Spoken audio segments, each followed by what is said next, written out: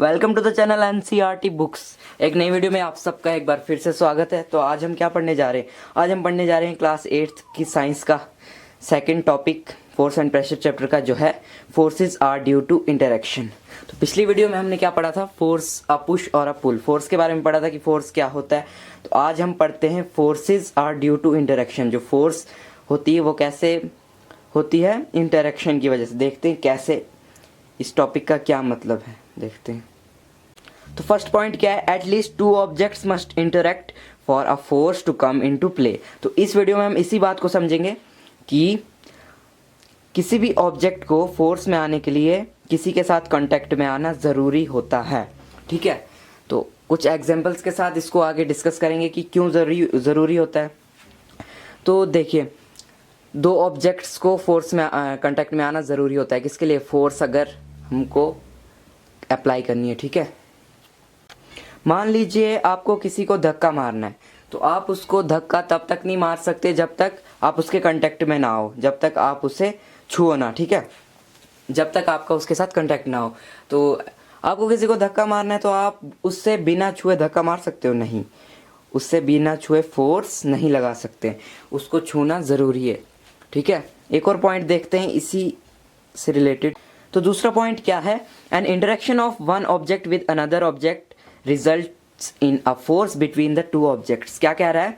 जब एक ऑब्जेक्ट दूसरे ऑब्जेक्ट के साथ इंटरेक्ट करे, या कह सकते हैं हम, जब एक ऑब्जेक्ट दूसरे ऑब्जेक्ट के कांटेक्ट में आए, तब क्या होगा? रिजल्ट में हमारे पास एक दूसरे के अपोजिट में वो फोर्स लगा देंगे। ठीक है, उससे क्या होगा? रिजल्ट में फोर्स अप्लाई होगा एक दूसरे पे। ठीक है, तो ये कहना चाह रहा है ये पॉइंट्स। तो दो इमेज से हम देखते हैं कि क्यों ज़रूरी है कांटेक्ट में आना। कुछ एग्जांपल्स लेते हैं। अब हम कुछ एग्जांपल्स से समझते हैं कि क्या है ये। तो दो इमेज है हमारे पास। ठीक है, पहले वाले में क्या है? ये खराब गाड़ी है। ठीक है, ये खराब गाड़ी है, तो इसको ये क्या करना चाहते हैं? चलाना चाहते हैं। ठीक है, तो अब चलने के लिए इसको क्या ज़रूरी है? फोर्स। इस पर फोर्स लगेगा तब ही गाड़ी आगे चल पाएगी। ठीक है, तो फोर्स लगना ज़रूरी है तभी गाड़ी आगे चल पाएगी ना।